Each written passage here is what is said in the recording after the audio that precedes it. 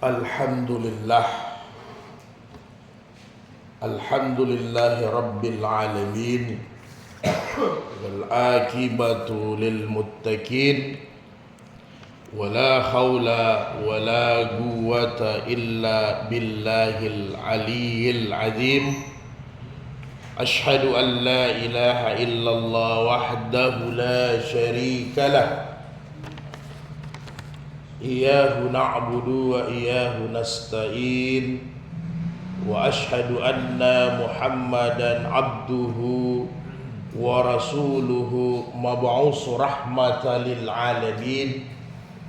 Amma ba'du, ikhwanul kiram rahimakumullah. Alhamdulillah, itulah kata-kata yang sudah sepantasnya kita lafazkan pada subuh hari ini. Kata Rasulullah dalam hadis-hadis sahih, apabila ada satu perkumpulan maka tidak dimulai dengan ucapan alhamdulillah, maka fahuwa aqta, maka kata Nabi terputus sia-sia perkumpulan itu. Maka alhamdulillah, dengan nikmat Allah, karunia Allah, sampai subuh hari ini kita masih diberikan kesehatan. Ketika kita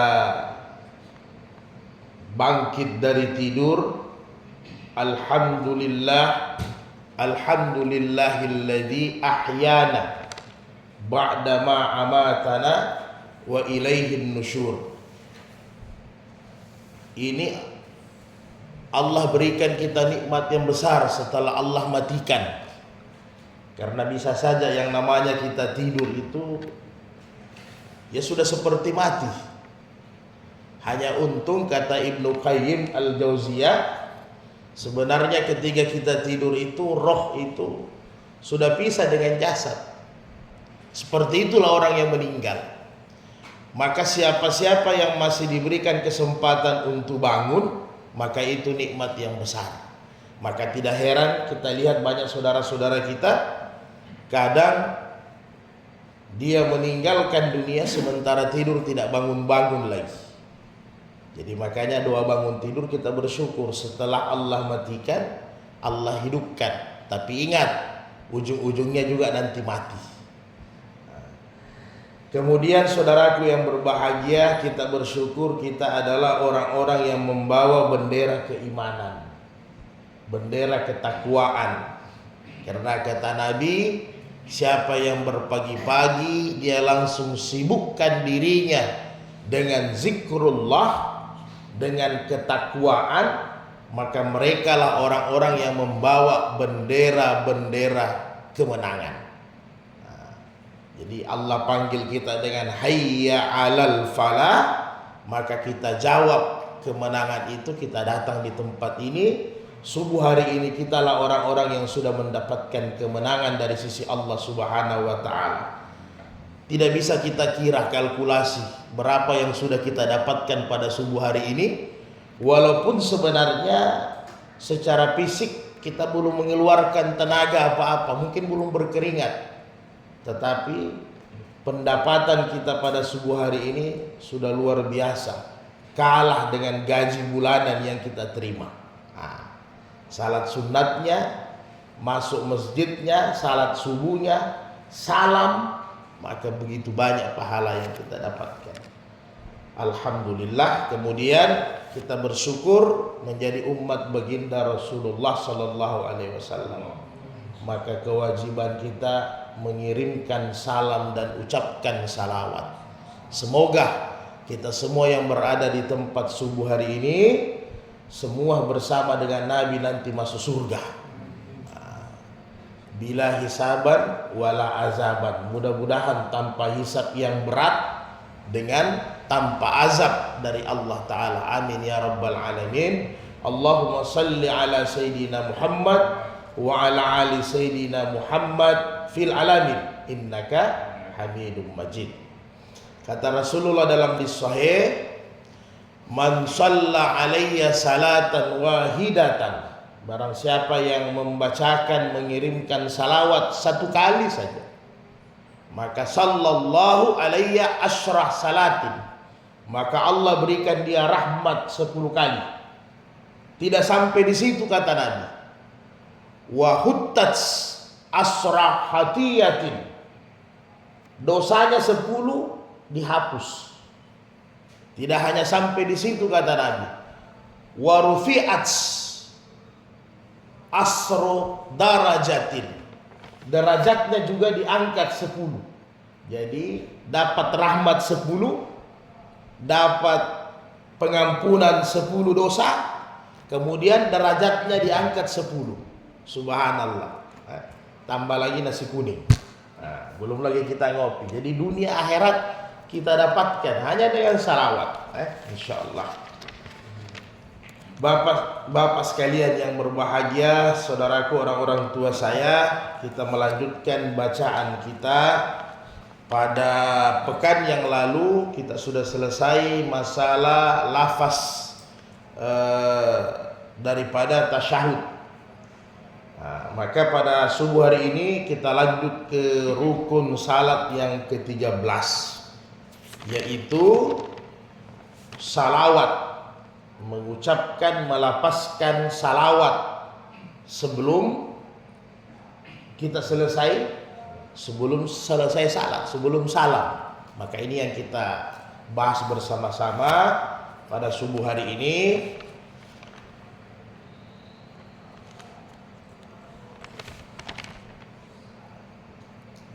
Jadi pentingnya ini salawat, sampai-sampai Allah sendiri abadikan dalam Al-Quran. Ini luar biasa. Sudah sering setiap khatib bahkan baca ini dan semua kita hafal. Ini salawat Allahumma salli ala Sayyidina Muhammad.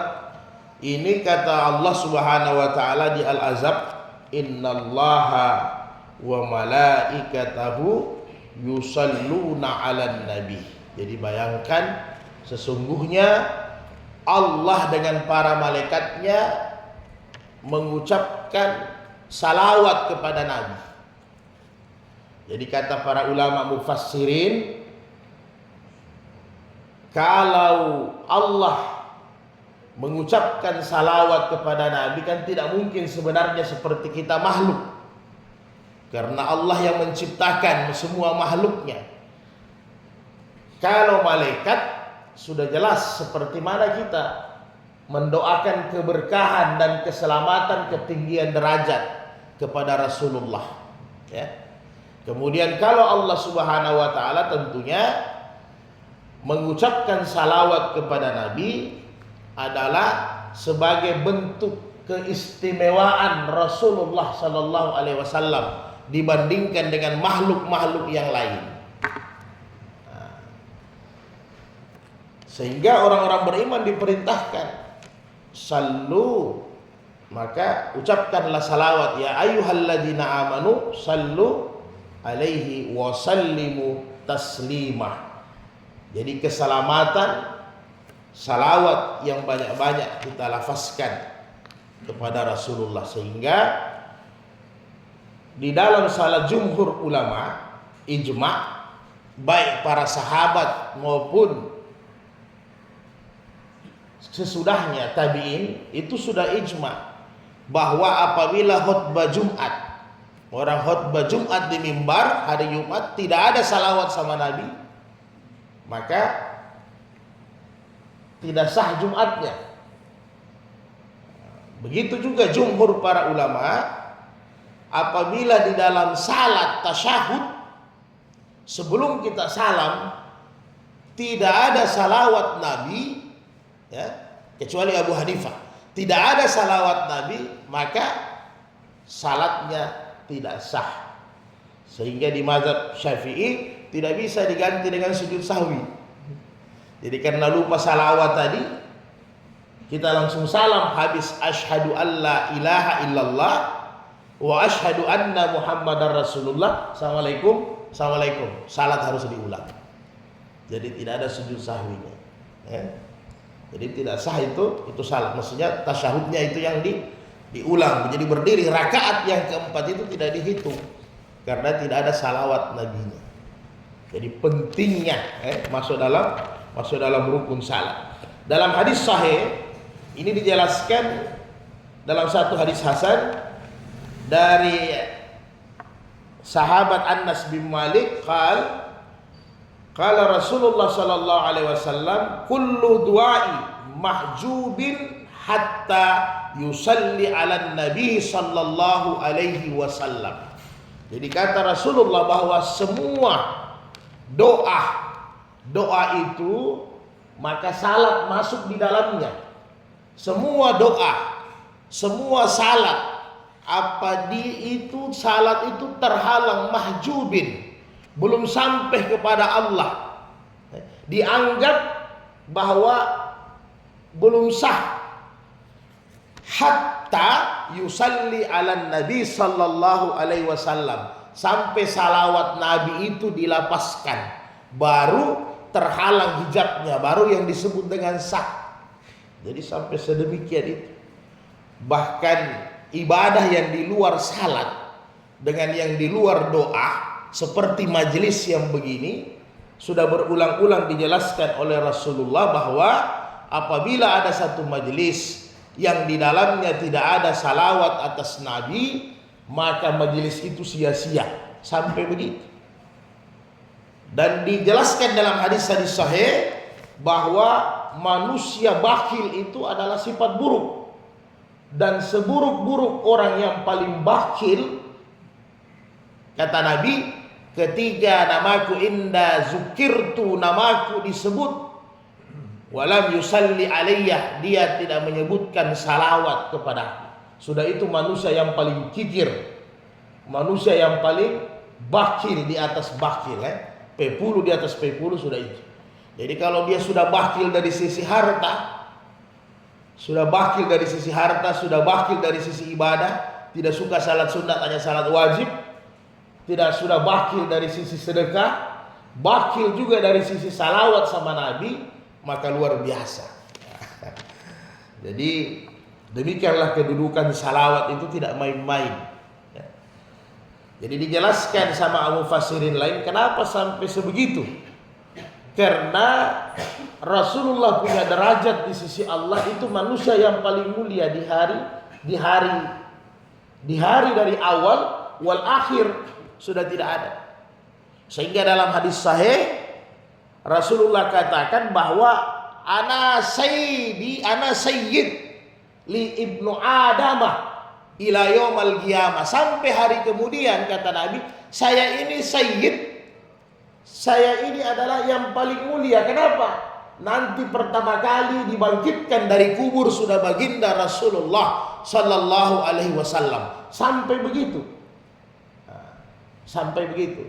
Sehingga kalau kajian orang-orang tasawuf ada namanya Nur Muhammad. Walaupun sebagian ahli sunnah juga ada yang menolak. Karena katanya sebelum penciptaan Adam alaihissalam memang Nur Muhammad itu yang pertama kali. Tetapi dari sisi syariat, ketika Adam pun sudah diciptakan pertama kali, Adam dipersilakan masuk di dalam surga. Dalam hadis-hadis sahih, Adam sudah lihat di pintu surga ada tulisan yang dirangkaikan dengan namanya Allah, disandingkan, yaitu la ilaha illallah Muhammadar Rasulullah. Itu satu bukti luar biasa. Maka kita bersyukur jadi pengikut Nabi, jadi pengikut Rasulullah. Bahkan Nabi-Nabi dulu berdoa sampai Nabi Ibrahim bagaimana bisa menjadi umatnya baginda Rasulullah sallallahu alaihi wasallam. Allahumma shalli ala sayyidina Muhammad. Kemudian saudaraku yang berbahagia, kita kembali salawat yang di dalam salat yang disebut dengan rukun salat. Maka para ulama ijma bahwa dengan para sahabat salawat harus dibaca. Maka mana lafaz bacaan salawat itu? Mana lafaz bacaan salawat itu?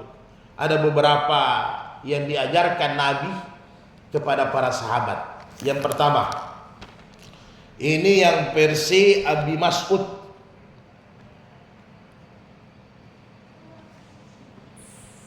bahwa an Abi Mas'ud radhiyallahu anhu ya Rasulullah, amaranallahu an nusalli alaika, engkau memerintahkan kami untuk membaca salawat atas engkau. Fa kaifa nusalli alaika, bagaimana cara kami membacakan salawat untuk engkau ya Rasulullah? Fasakat summa qal qulu. Kemudian Nabi mengajarkan sahabat Abi Mas'ud cara membacakan salawat kepadaku. Allahumma salli ala Muhammad wa ala ali Muhammad. Ya Allah, berikanlah rahmat kepada Rasulullah dan kepada keluarganya.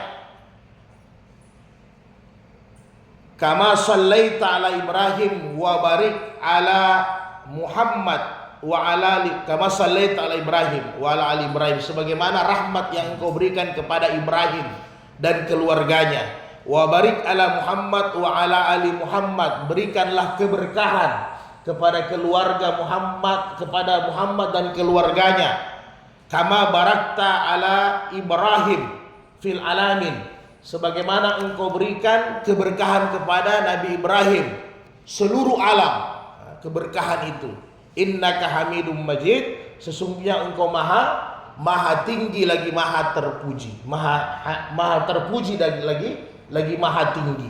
Inilah salawat yang kita lapaskan pertama di dalam salat, yang boleh kita lapaskan, dan ini yang paling populer, paling masyhur, paling masyhur di kalangan mazhab Syafi'i dengan mazhab Hambali. Ini yang paling masyhur. Nah, kemudian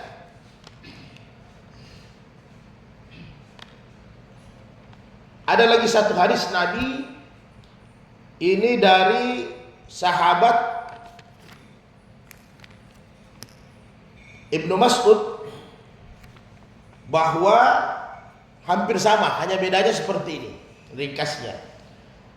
Allahumma salli ala Muhammad wa ala ali Muhammad kama sallaita ala Ibrahim wa ala ali Ibrahim innaka hamidum majid.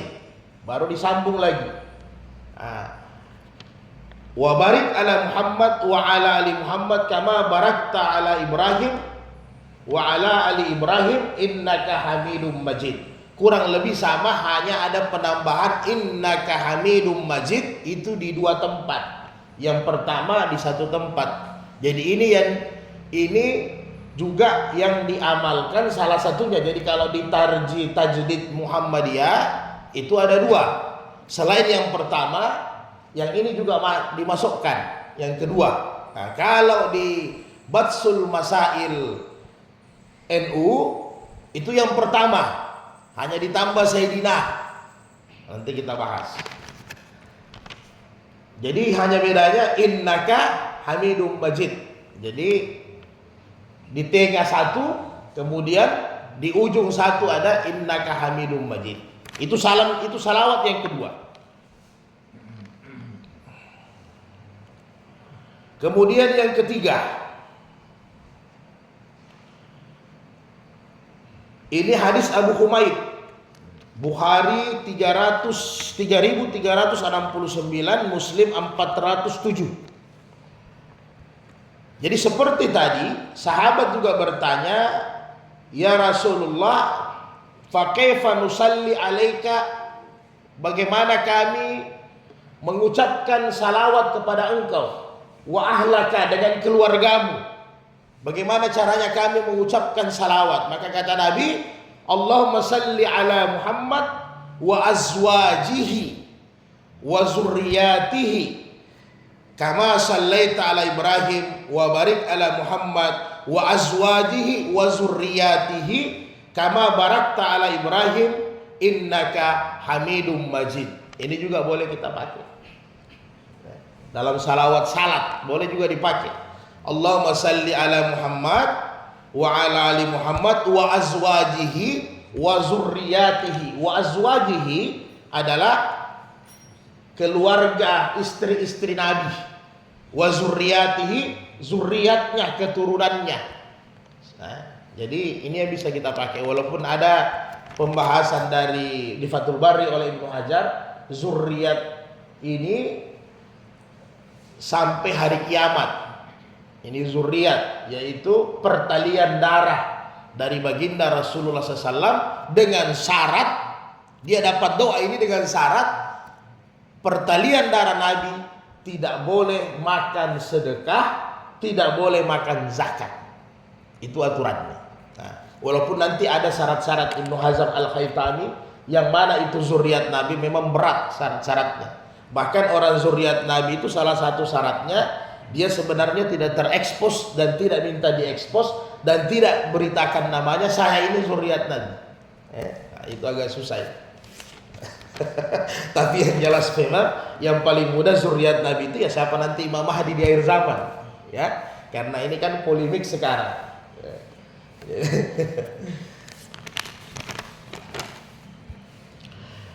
Kemudian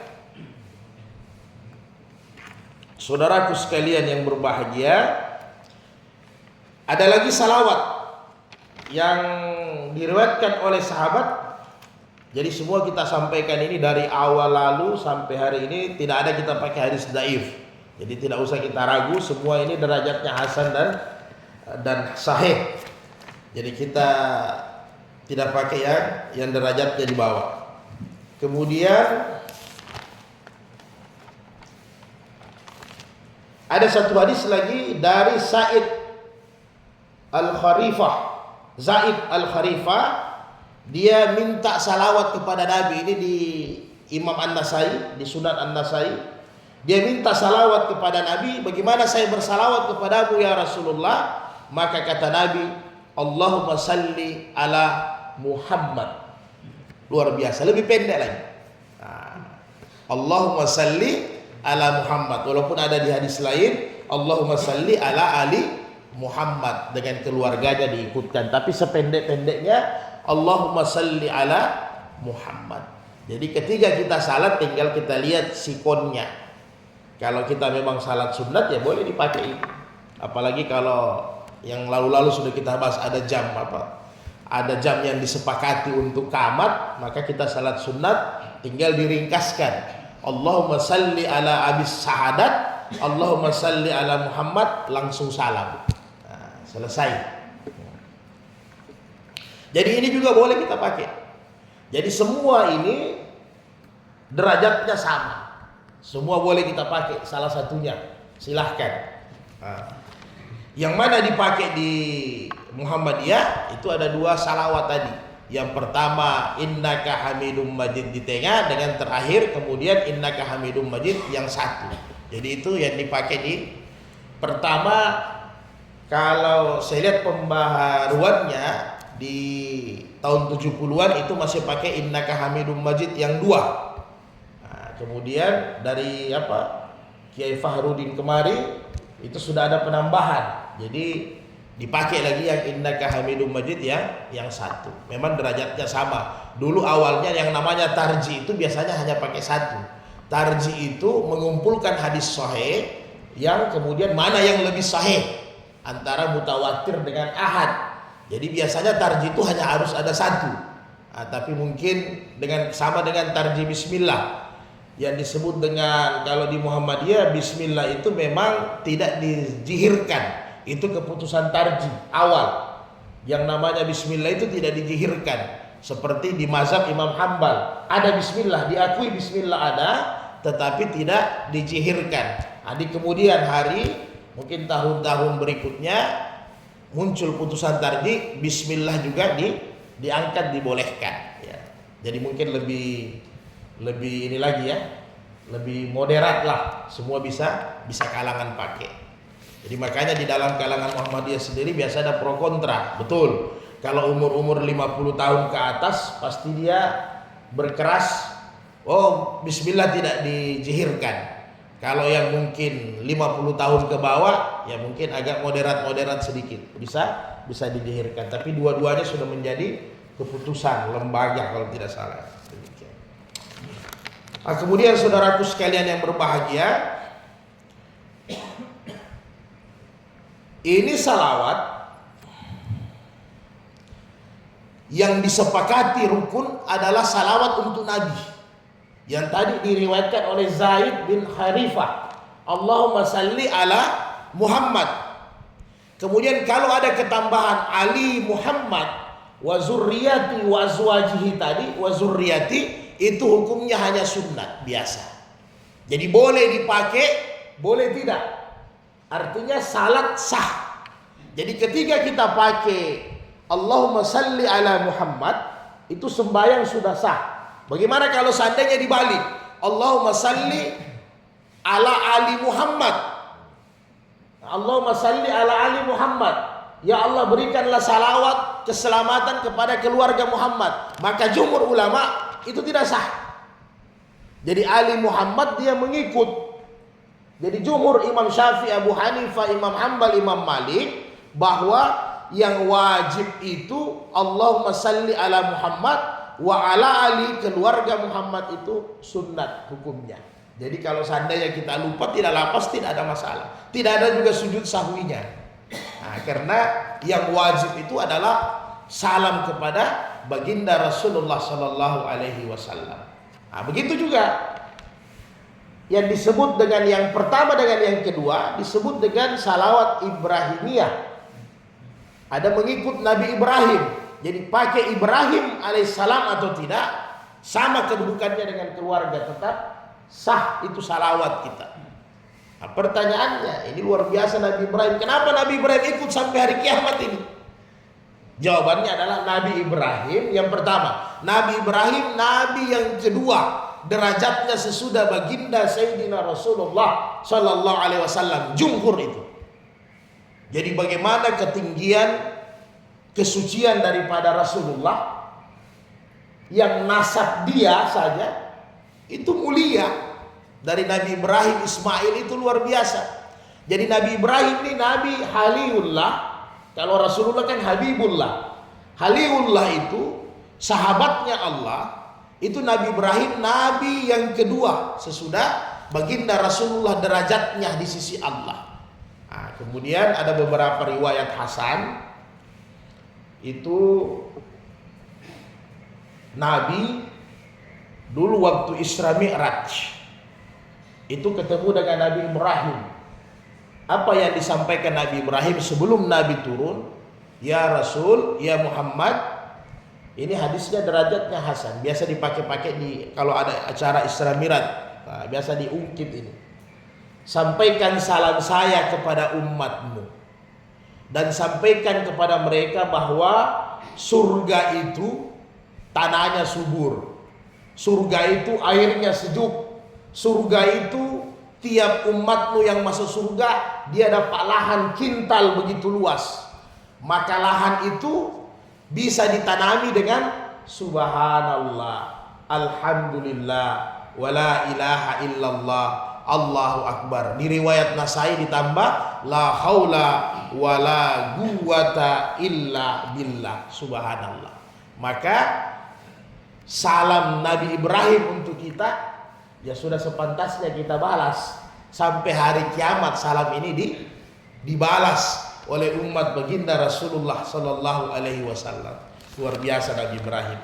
Kemudian kata ahli tafsir yang lain, itu ada di sebabnya juga kita membacakan salawat Ibrahimiyah itu dikarenakan karena di Al-Baqarah ayat 128 129 itu di Al-Baqarah 128 129 Nabi Ibrahim ada doakan kita ternyata ya, Rabbana waj'alna muslimaini lak wa min zurriyyati ummatan muslimatan lak.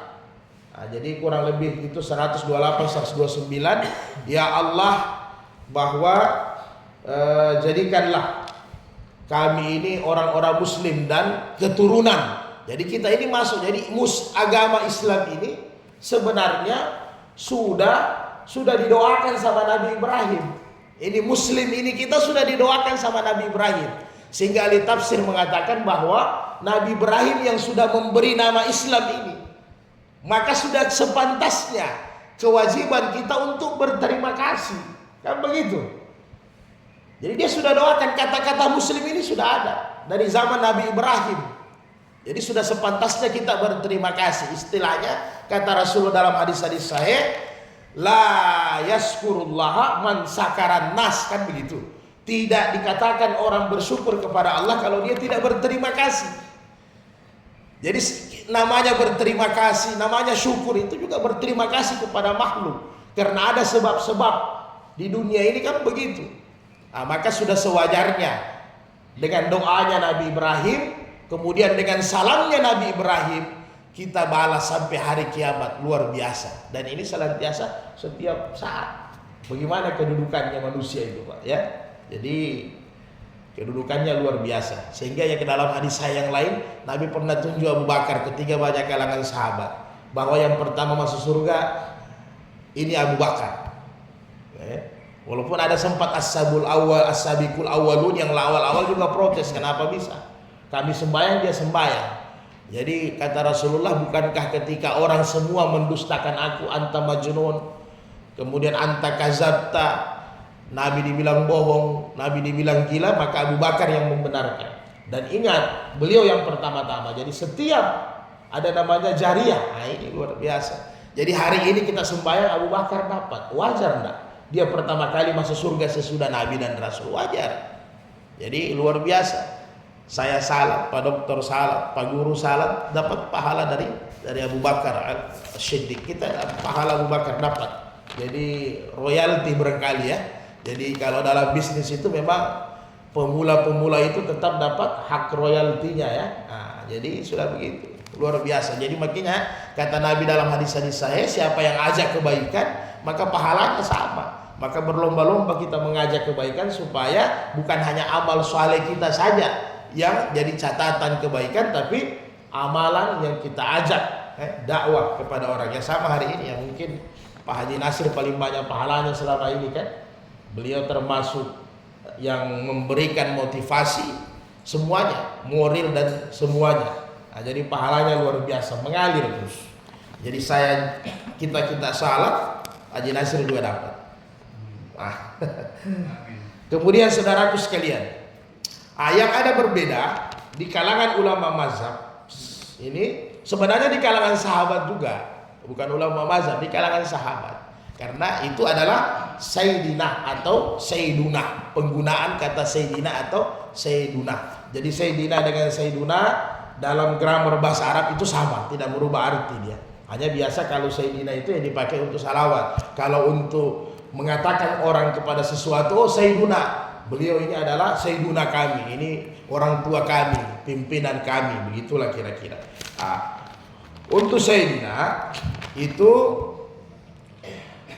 di kalangan para sahabat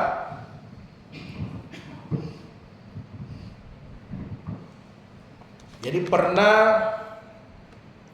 di kalangan para sahabat Umar bin Khattab. Jadi jangankan Rasulullah. Jadi ini namanya suluk. Suluk ini adab kalau di kalangan mazhab Syafi'i. Jadi ada dua. Mazhab Syafi'i dengan Hanafi, salawat itu wajib. Sayyidina itu anjuran. Jadi bukan wajib, anjuran. Kemudian Imam Malik dengan Imam Hambali, Malik boleh, ya, Malik yajuz boleh, tapi Imam Hambal tidak boleh, ya, Imam Hambal tidak boleh. Maka di mazhab Imam Hambal inilah seperti mana yang dipakai oleh Aisyah. Di mazhab Imam Hambal inilah yang dipakai di Tajdid Muhammadiyah, bahwa salawat dalam salat itu tidak pakai Sayyidina, ya. Nah, kecuali Abu Hanifah dengan Imam Syafi'i yang pakai dengan penjelasan kurang lebih begini. Jadi itu yang disebut dengan suluk atau adab dalam mazhab Syafi'i. Itu bisa dilihat beberapa referensinya di Darul Mukhtar ada, kemudian Al-Bujuri, kemudian di Al-Majmu' termasuk induk daripada fikih Syafi'i. Itu juga ada penjelasannya. Baik Imam Hanafi juga demikian. Jadi seperti ini. Ada satu hadis sahih juga, ana sayyidul waladi adamah yaumal qiyamah, kata Nabi. Jadi saya adalah sayyid anak Adam sampai hari kiamat. Kenapa? Wa awwalu man yunsaku anhul kabru.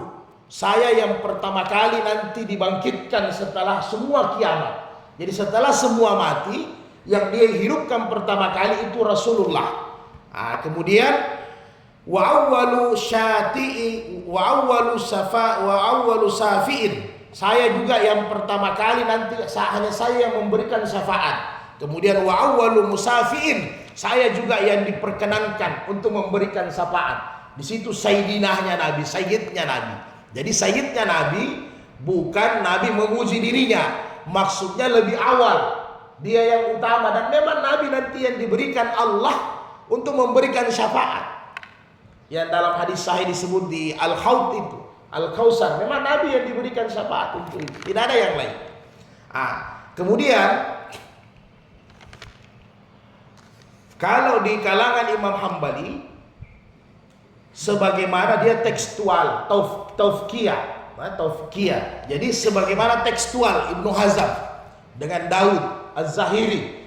Jadi apa yang dijelaskan di tekstual hadis, yang ditanya sama sahabat seperti tadi dalam bentuk 4 salawat, itu yang dibaca. Kenapa majelis tarjih tajdid memutuskan tidak pakai Sayyidina? Setelah dikaji, ini masih dari tahun 60-an. Setelah dikaji, 40-an, bukan 60-an, tahun 40-an. Setelah dikaji, 47 hadis dari ulama-ulama tarjih Muhammadiyah dikumpulkan dari 14 kitab hadis, kitab induk hadis, Bukhari, Muslim, An-Nasai, Ibnu Majah, semuanya itu Ibnu Adi, Huzaimah, Al-Daruqutni, Ahmad. 14 itu rujukan kitab induk hadis dikumpulkan berjumlah 47 hadis tentang salawat, termasuk di dalamnya tadi yang 5 hadis yang kita bacakan. Maka dari 47 hadis itu, menurut keputusan tarjih, tidak ada satupun ada kata-kata yang melengket Sayyidina. Maka itu diputuskan, sehingga tidak pakai Sayyidina. Dari 47 hadis yang didapat tim tarjih, itu tidak ada kata-kata Sayyidina di dalamnya. Kemudian dijelaskan oleh Imam Syafi'i, ini seperti biasa Umar bin Khattab ketika Abu Bakar dengan Bilal datang sama dia. Apa kata Umar bin Khattab? Hada sayyid. Kemudian hada sayyid. Jadi ini Bilal sayyid, dimerdekakan sama sayyid juga. Jadi panggilan penghormatan. Jadi ini Abu Bakar sayyid. Jadi bukan hanya, sehingga di kalangan Imam Syafi'i sayyid itu penghormatan.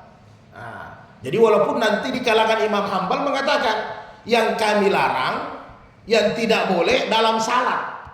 Kan begitu kata Imam Hambal. Di luar salat sah-sah saja. Ya kan? Mau pakai Sayyidina lebih bagus, malah banyak ditambah. Habibina wa maulana wa safiina, banyak ketambahan-ketambahan kemuliaan. Anta azka azkiya asfa asfiya, banyak ketambahan kemuliaan-kemuliaan. Tapi Imam Hambal bilang hanya sebatas di dalam salat. Kemudian ada lagi analogi dari kalangan Hanafi. Jadi kalau seseorang itu seandainya teman akrab engkau atau senior engkau atau orang tua kau, ini kan perdebatan di kalangan fikih. Jadi artinya ya kita amalkan yang sudah kita amalkan. Ini referensi kita saja. Jadi jangan sampai kita bingung, tak perlu bingung. Jadi seperti yang lalu-lalu kita hanya membuka dada selebar-lebarnya. Jadi perbedaan ini jadi maksudnya begini analoginya Imam Abu Hanifah. Kalau seandainya ada orang tua, apakah kita mampu langsung panggil namanya, ya maaf, umpamanya Fulan, bapak saya namanya Fulan. Maka hal itu di kalangan Hanafiyah bilang tidak terlalu etik, tidak terlalu adab, dalil adab. Maka tentunya siapapun orang yang kita muliakan, kita hormati, pasti tidak ada namanya kita panggil. Ya termasuk Bukhari, tidak mungkin kita mau bilang Bukhari ya. Minimal Imam Bukhari. Muslim tidak mungkin kita mau bilang Muslim, minimal Imam Muslim. Mustahil kita mau bilang langsung Bukhari, kita mau langsung Muslim. Apalagi kita punya orang tua, Tiba-tiba kita bilang, fulan, kan tidak mungkin. Wahai bapak fulan. Nah, kira-kira begitu. Wahai Pak Umar. Nah, kira-kira begitu. Tidak mungkin saya langsung lafaz nama langsung. Jadi agak kurang elok. Begitulah kira-kira. Dibantah oleh Imam Hambal. Ya begitulah. Memang ada di kalangan, tapi bukan Imam Hambal. Ada di kalangan Imam Hambaliyah mengatakan ada satu hadis Nabi yang Nabi katakan itu la tusayyiduni fis salah. Jangan bawa-bawa nama Sayyidina di dalam salat. Nah, maka Ibnu Hajar Al-Haytami dan yang kawan-kawan ahli hadis mengatakan hadis ini maudhu. Ya, hadis ini maudhu, hadis ini palsu. Jadi ini sepakat tidak ada ya. Jadi memang periwayatannya bahkan dari segi tata bahasa hadis ini memang sudah keliru. La tusayyiduni itu kalau dalam tata bahasa ya memang gramernya sebenarnya Sayyidina Sa'ada Yasidu ya harusnya la tusawwiduni. Sebenarnya la tusawwiduni. Jadi sehingga kata ahli hadis dari kalimat saja dari kata sudah kelihatan periwayat hadis ini tata bahasa Arabnya kacau. Ya kan? Tata bahasa Arabnya sudah kacau. Jadi tidak pernah diriwayatkan oleh Nabi bahwa jangan ucapkan salawat Sayyidina di dalam salat, itu maudhu riwayatnya, dan itu sudah jumhur disepakati. Jadi dan Imam Hambal itu tidak pernah mengatakan yang begitu. Jadi Imam Hambal tidak pernah katakan itu hadis karena memang beliau tahu hadis itu bukan hadis. Itu mungkar, itu palsu. Nah, kemudian Nabi juga biasa melapaskan, pernah Hasan bermain di tengah-tengah sahabat, tiba-tiba Nabi sampaikan haza ibni sayyid. Jadi sampai kata Rasulullah bahwa anak saya ini, cucu saya ini sayyid. Jadi kata-kata sayyid itu di kalangan sahabat dulu itu hal yang biasa, penghormatan. Jadi sayyid ini tidak ada dari yang lain, bahkan Bilal dibilang sayyid, bahkan Abu Bakar dibilang sayyid, itu penghormatan saja. Jadi sekedar penghormatan. Maka di mazhab Syafi'i seperti begini dilafazkan oleh Imam Syafi'i.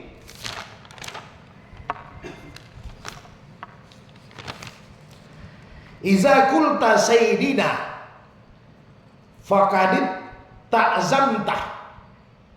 ta'zamtal adab. Apabila kalian mau pakai sayyidina, ini maksudnya yang dalam salat. Kalau di luar salat kan no problem, tidak ada masalah. Maka apabila kamu pakai sayyidina, kata Imam Syafi'i, faqadis ta'zamtal adab, maka kau sudah mengamalkan adab, memuliakan Rasulullah. Wa iza qulta faqad ahsanta bi ittiba'a, dan ittiba'. Jadi apabila kau tidak pakai sayyidina, maka itu bagus, maka itu lebih bagus. Ini kata Imam Syafi'i. Kenapa? Karena ittiba' sebagaimana yang dicontohkan. Jadi bisa kita paham ya. Jadi seperti begini kira-kira. Ini antara kita punya perasaan yang tidak enak, seperti Abu Bakar. Itu pernah jadi imam ketika Nabi sakit, dalam hadis Sahih Bukhari. Nabi lambat keluar, jadi terpaksa Abu Bakar imam. Ketika sementara salat, Nabi keluar.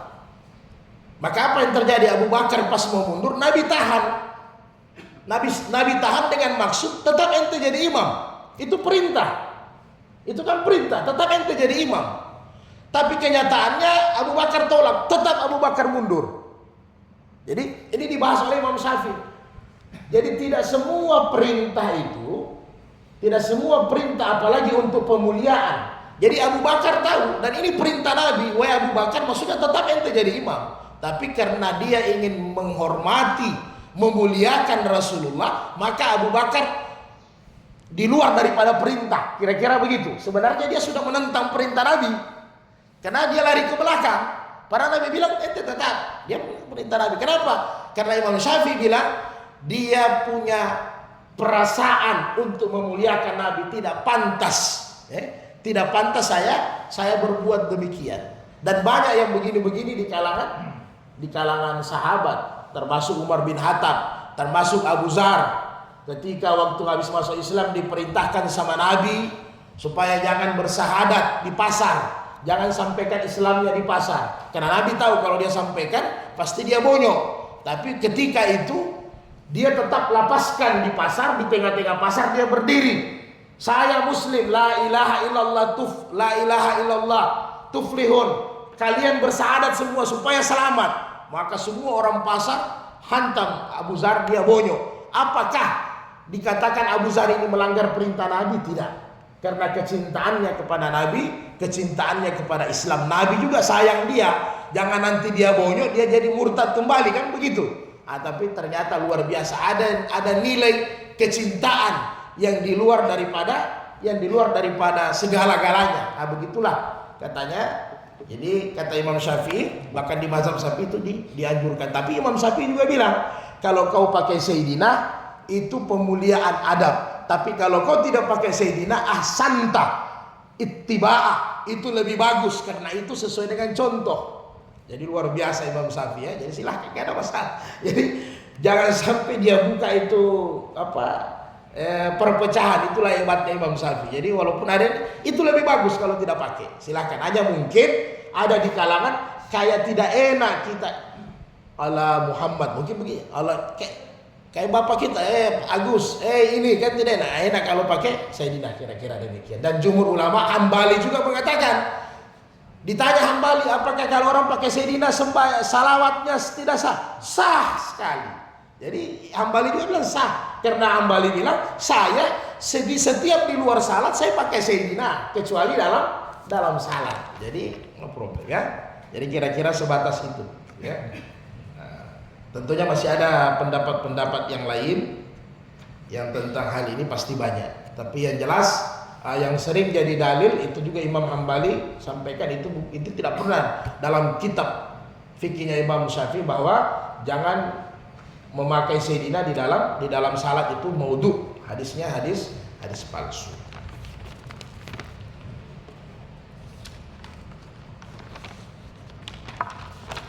Saya pikir sudah ini, masih ada sebenarnya 8 hadis, tapi waktu kita sudah terbatas, tapi kurang lebih redaksinya sama. Berarti tinggal kita sambung lagi depan tentang salam. Assalamualaikum warahmatullahi dan seterusnya. Ada masalah Pak? Silakan Pak Ji.